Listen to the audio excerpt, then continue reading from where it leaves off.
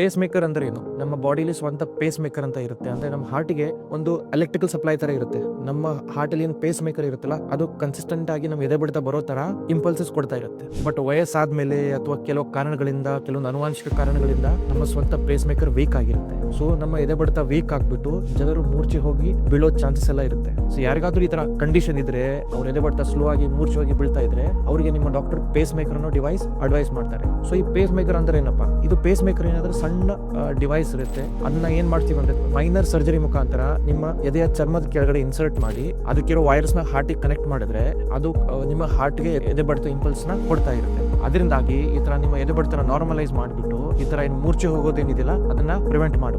ಇದನ್ನ ನಾವು 1 to 2 hours ಅಲ್ಲಿ ಮುಗಿದೋವಂತ ಒಂದು ಸಣ್ಣ ಪ್ರೊಸೀಜರ್ ಇಂದ ಮಾಡಬಹುದು. ಹಾಗೂ ಪೇಷಂಟ್ ಸಹ ನೆಕ್ಸ್ಟ್ ಡೇನೆ ಡಿಸ್ಚಾರ್ಜ್ ಆಗಿ ಮನೆಗೆ ಹೋಗಬಹುದು. ಸೊ ಈ ತರ ಇದೇನು ಎದೆ ಬಡಿತ ಸ್ಲೋ ಆಗಿ ಆಗೋ ಕಂಡೀಷನ್ ಬಗ್ಗೆ, ಇದ್ರ ಬಗ್ಗೆ ತಿಳುವಳಿಕೆ ಜನರಲ್ಲಿ ತುಂಬಾ ಕಡಿಮೆ ಇದೆ. ಸೊ ಈ ಕಂಡೀಷನ್ ಬಗ್ಗೆ ನಿಮ್ಮ ಫ್ರೆಂಡ್ಸ್ಗೆ ತಿಳುವಳಿಕೆ ನೀಡಿ ಹಾಗೂ ಇದ್ರ ಬಗ್ಗೆ ಅವೇರ್ನೆಸ್ ಕ್ರಿಯೇಟ್ ಮಾಡಿ.